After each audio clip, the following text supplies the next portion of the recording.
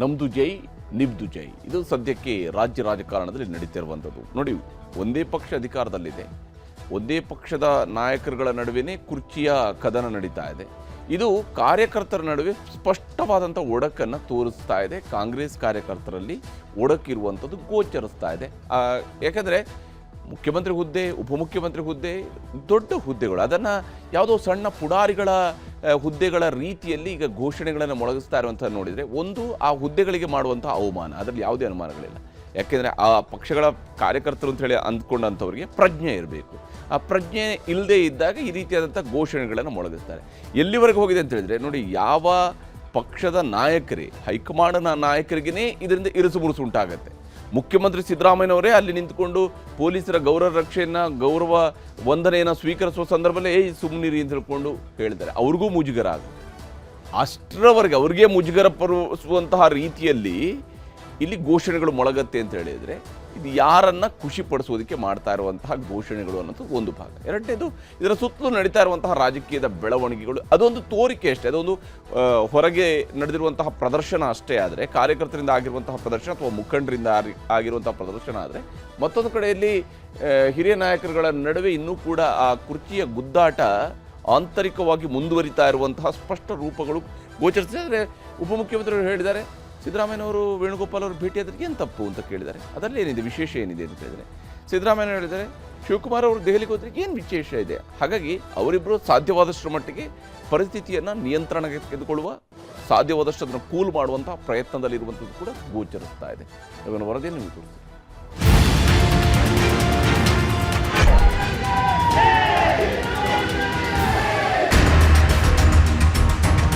ರಾಜಕೀಯ ಚರ್ಚೆ ಮಾಡಲಿ, ಸಂಕ್ರಾಂತಿ ಆಗಲಿ ಬಿಡಿ, ಆಮೇಲೆ ಮಾತಾಡೋಣ. ಬ್ರೇಕ್ಫಾಸ್ಟ್ಗಳು ಇದಾವಲ್ಲ, ಇವು ಹೆಂಗೆ ಅಂದರೆ ಬೀಗತನ ಮಾಡೋದಂಗೆ. ನಮ್ಮಲ್ಲಿ ಯಾವುದೇ ಗೊಂದಲ ಇಲ್ಲ, ಎಲ್ಲವೂ ಬಹಳ ಸ್ಪಷ್ಟ. 30 ತಿಂಗಳ ನಂತರ ಬಿಡ್ಬೋದು, ಮೊದಲನೇ ಬಿಡ್ಬೋದು, ಯಾರಿಗೂ ಶಾಶ್ವತ ಅಲ್ಲಲ್ಲ. ರಾಜ್ಯ ಕಾಂಗ್ರೆಸ್ನ ಕುರ್ಚಿ ಕಚ್ಚಾಟ ಅಲ್ಪ ವಿರಾಮಗಳ ಮೂಲಕ ಮುಂದುವರಿಯುತ್ತಲೇ ಇದೆ. ಮೊನ್ನೆ ಸಿದ್ದು ಮನೆಯಲ್ಲಿ ಇಡ್ಲಿ ಚಟ್ನಿ, ನಿನ್ನೆ ಡಿಕೆ ಮನೆಯಲ್ಲಿ ನಾಟಿ ಕೋಳಿ, ಇವತ್ತು ಮಂಗಳೂರಿನಲ್ಲಿ ಮೀನೂಟ. ಹೀಗೆ ಬ್ರೇಕ್ಫಾಸ್ಟ್, ಲಂಚ್, ಡಿನ್ನರ್ ಅಂತ ಇಡೀ ಸರ್ಕಾರ ಊಟದ ಸುತ್ತಲೇ ಸುತ್ತುತ್ತಿದೆ. ಕಚ್ಚಾಟಗಳೆಲ್ಲವೂ ಒಂದು ಹಂತಕ್ಕೆ ಬಂತು ಅನ್ನೋವಾಗಲೇ ಇವತ್ತು ಮಂಗಳೂರಿನ ಮೀಟಿಂಗ್, ಡಿಕೆ ದೆಹಲಿ ಟೂರ್ ಇನ್ನಷ್ಟು ಕುತೂಹಲಗಳನ್ನು ಬಡಿದೆಬ್ಬಿಸಿದೆ.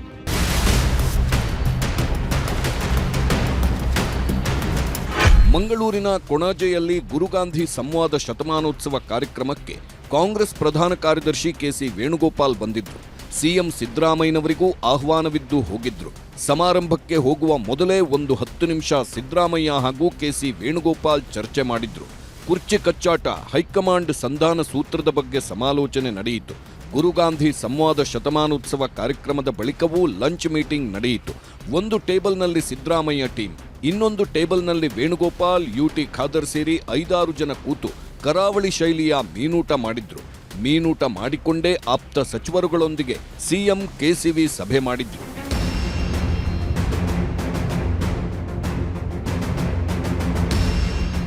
ಒಂದ್ ಕಡೆ ಸಿಎಂ ವೇಣುಗೋಪಾಲ್ ಜೊತೆ ಮಾತನಾಡುತ್ತಿರೋವಾಗಲೇ ಇನ್ನೊಂದು ಕಡೆ ದೆಹಲಿ ಕಡೆ ಹೊರಟರು ಡಿಕೆ ಶಿವಕುಮಾರ್. ಈ ಎರಡರ ಬಗ್ಗೆಯೂ ಸ್ಪಷ್ಟತೆ ಕೊಟ್ಟಿರುವ ಸಿಎಂ, ಡಿಕೆಶಿ ದೆಹಲಿಗೆ ಹೋದ್ರೆ ಹೋಗಲಿ, ಹೈಕಮಾಂಡ್ ಕರೆದರಷ್ಟೇ ನಾನು ಹೋಗ್ತೇನೆ ಎಂದಿದ್ದಾರೆ. ರಾಜಕೀಯ ಮಾತಾಡಲಿ, ಇಲ್ಲ ರಾಜಕೀಯ ಚರ್ಚೆ ಮಾಡಲಿ. ಹೋಗ್ಲಿ ಪಾಪ, ಬೇಡ ಅಂತಂದವ್ರು ಯಾರು? ನಾನು ಹೋಗಲ್ಲ. ನಾ ಕರೆದ್ರೆ ಮಾತ್ರ ಹೋಗ್ತೀನಿ. ನಾನು ಕರೆದಿಲ್ಲ, ಕರೆದ್ರೆ ಹೋಗ್ತೀನಿ. ಅಷ್ಟಕ್ಕೂ ದೆಹಲಿಯಲ್ಲಿ ಖಾಸಗಿ ಕಾರ್ಯಕ್ರಮದಲ್ಲಿ ಭಾಗಿಯಾಗಲು ಡಿಕೆ ಶಿವಕುಮಾರ್ ದೆಹಲಿಗೆ ಹೋಗಿದ್ದಾರೆ. ಇದರ ನಡುವೆ ಡಿಸೆಂಬರ್ 8ರಂದು ರಾಜ್ಯ ಸಂಸದರ ಸಭೆಗೆ ಸಿದ್ಧತೆಗಾಗಿ ತಾನು ಹೋಗ್ತಿರೋದಾಗಿ ಡಿಸಿಎಂ ಸ್ಪಷ್ಟನೆ ನೀಡಿದ್ದಾರೆ. ಜೊತೆಗೆ ಡಿಸೆಂಬರ್ 14ರ ವೋಟ್ ಚೋರಿ ಪ್ರತಿಭಟನೆಗೆ ರಾಜ್ಯದ ಎಲ್ಲಾ ಜಿಲ್ಲೆಗಳಿಂದಲೂ ಕಾರ್ಯಕರ್ತರು ತೆರಳಬೇಕಿದ್ದು, ಅದಕ್ಕೆ ಸಜ್ಜಾಗಬೇಕು ಎಂದಿದ್ದಾರೆ. ಇದೇ ವೇಳೆ ಸಿಎಂ ಸಿದ್ದರಾಮಯ್ಯ ಹಾಗೂ ವೇಣುಗೋಪಾಲ್ ಭೇಟಿಯಾದ್ರೆ ತಪ್ಪೇನು ಎಂದು ಡಿಕೆ ಪ್ರಶ್ನೆ ಮಾಡಿದ್ದಾರೆ.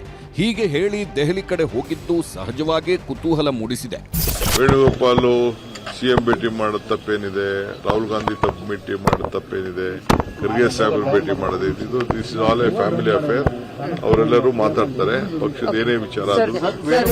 ಮತ್ತೊಂದೆಡೆ ಇವತ್ತು ಬೆಳಿಗ್ಗೆ ಮಂಗಳೂರಿನ ಕಾರ್ಯಕ್ರಮದಲ್ಲಿ ಪಾಲ್ಗೊಳ್ಳಲು ಏರ್ಪೋರ್ಟ್ನಲ್ಲಿ ಕೆಸಿ ವೇಣುಗೋಪಾಲ್ ಹಾಗೂ ಸಿಎಂ ಸಿದ್ದರಾಮಯ್ಯ ಬಂದಿಳಿದಾಗ ಅವರು ಮುಜುಗರ ಪಟ್ಟುಕೊಳ್ಳುವಷ್ಟು ಘೋಷಣೆಗಳು ಮೊಳಗಿವೆ. ಸಿದ್ದರಾಮಯ್ಯ ಪರ ಒಂದು ಗುಂಪು, ಡಿಕೆ ಶಿವಕುಮಾರ್ ಪರ ಮತ್ತೊಂದು ಗುಂಪಿನಿಂದ ಘೋಷಣೆ ಕೂಗಿದ್ದಾರೆ. ಕಾಂಗ್ರೆಸ್ ಮುಖಂಡ ಮಿಥುನ್ ರೈ ಹಾಗೂ ಅವರ ಬೆಂಬಲಿಗರು ಡಿಕೆಶಿ ಪರ ಘೋಷಣೆ ಕೂಗಿದ್ರೆ 5 ವರ್ಷ ಸಿದ್ದರಾಮಯ್ಯನವರೇ ಸಿಎಂ ಎಂದು ಸಿದ್ದರಾಮಯ್ಯ ಪರ ಎಂಎಲ್ಸಿ ಐವಾನ್ ಡಿಸೋಜಾ ಟೀಮ್ ಘೋಷಣೆ ಕೂಗಿದೆ.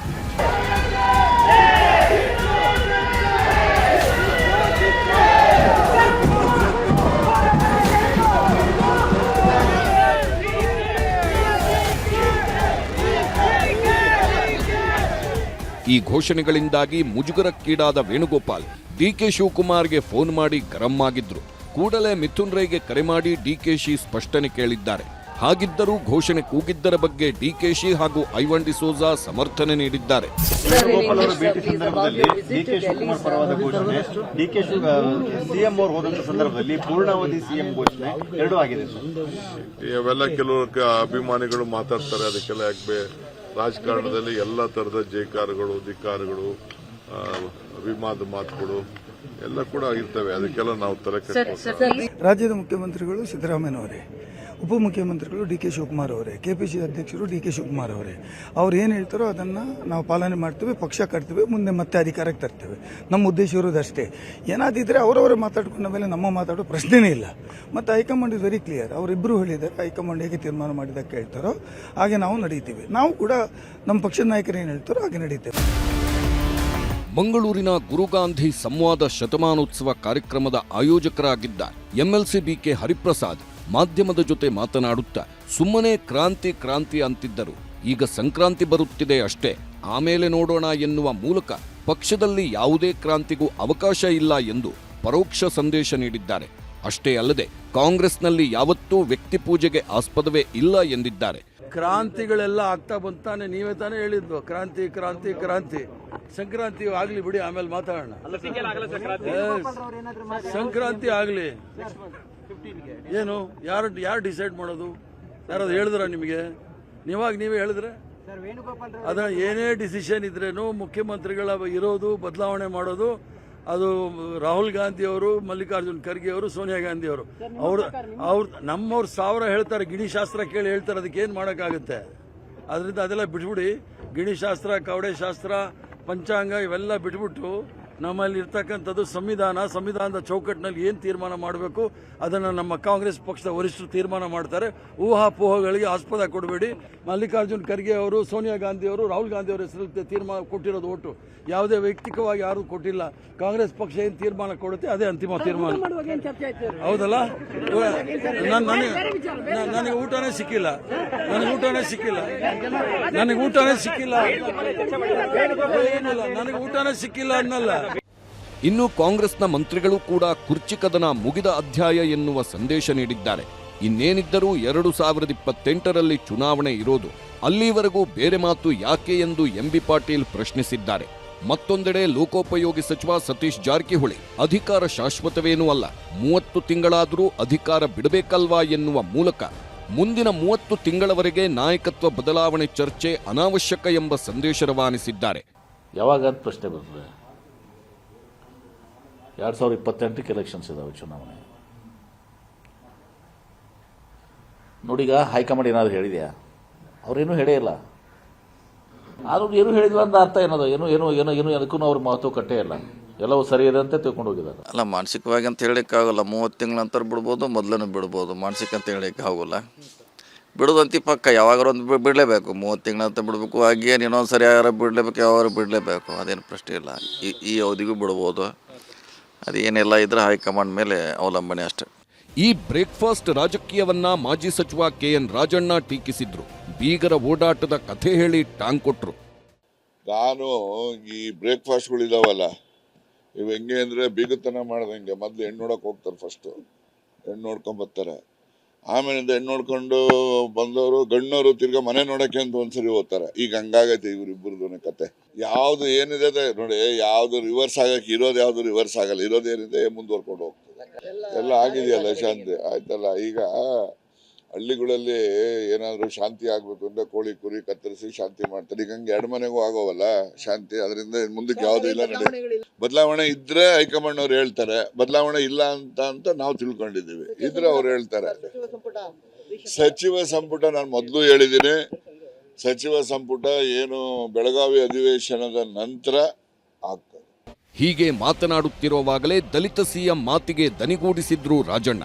ಬದಲಾವಣೆ ಮಾಡುವುದಾದ್ರೆ ದಲಿತರನ್ನೇ ಮಾಡಲಿ, ದಲಿತರನ್ನೇ ಮಾಡುವುದಾದ್ರೆ ಪರಮೇಶ್ವರ ಆಗಲಿ ಅಂದ್ರು. ಆದ್ರೆ ಈ ಅವಧಿಯಲ್ಲಿ ಅಂಥ ಚರ್ಚೆಗಳು ಏನೂ ಇಲ್ಲ ಅಂದ್ರು ಸತೀಶ್. ದಲಿತ ಈಗ ನಾನು ವಾದ ಮಾಡ್ತಕ್ಕಂಥದ್ದು, ಅನಿವಾರ್ಯವಾಗಿ ಏನಾದರೂ ಸಿದ್ದರಾಮಯ್ಯನವರ ಪದಚ್ಯುತಿ ಆದಾಗ ದಲಿತ CM ಡಾಕ್ಟರ್ ಪರಮೇಶ್ವರ್ ಆಗಬೇಕು ಅಂತಕ್ಕಂಥದ್ದು ಸ್ಪಷ್ಟ ಅಭಿಪ್ರಾಯ ಹೇಳಿದ್ದೀನಿ. ಇಲ್ಲ ಹೇಳಿದೆ ಅಲ್ಲ. ಅದೇ ಈಗ ಈ ಅವಧಿಯಲ್ಲಿ ಬಹುಶಃ ಇಲ್ಲ ಅಂತಿಲ್ಲದ. ನೋಡೋಣ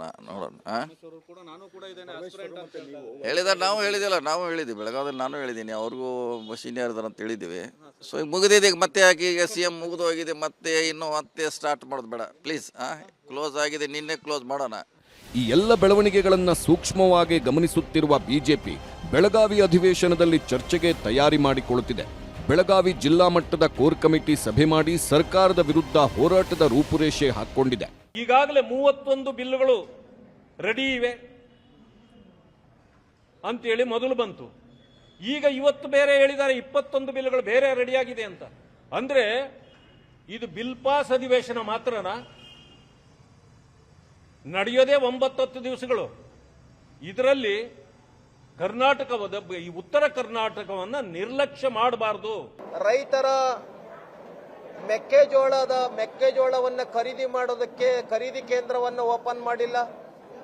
ಹೆಸರನ್ನ ಖರೀದಿ ಮಾಡೋಕ್ಕೆ ಖರೀದಿ ಕೇಂದ್ರ ಓಪನ್ ಮಾಡಿಲ್ಲ. ಹತ್ತಿ ಖರೀದಿ ಮಾಡೋಕ್ಕೆ ಖರೀದಿ ಕೇಂದ್ರ ಓಪನ್ ಮಾಡಿಲ್ಲ. ಉದ್ದು ಖರೀದಿ ಮಾಡೋಕ್ಕೆ ಖರೀದಿ ಕೇಂದ್ರ ಓಪನ್ ಮಾಡಿಲ್ಲ. ಈ ತರ ರೈತರ ಬೆಳೆಗಳಿಗೆ ಖರೀದಿ ಮಾಡಲಿಕ್ಕೆ ಖರೀದಿ ಕೇಂದ್ರವನ್ನು ಈ ಸರ್ಕಾರ ಓಪನ್ ಮಾಡಿಲ್ಲ. ನಾಟಿ ಊಟದಲ್ಲಿ ಬ್ಯುಸಿ ಇದೆ. ಚರ್ಚೆ ಮಾಡಲಿ.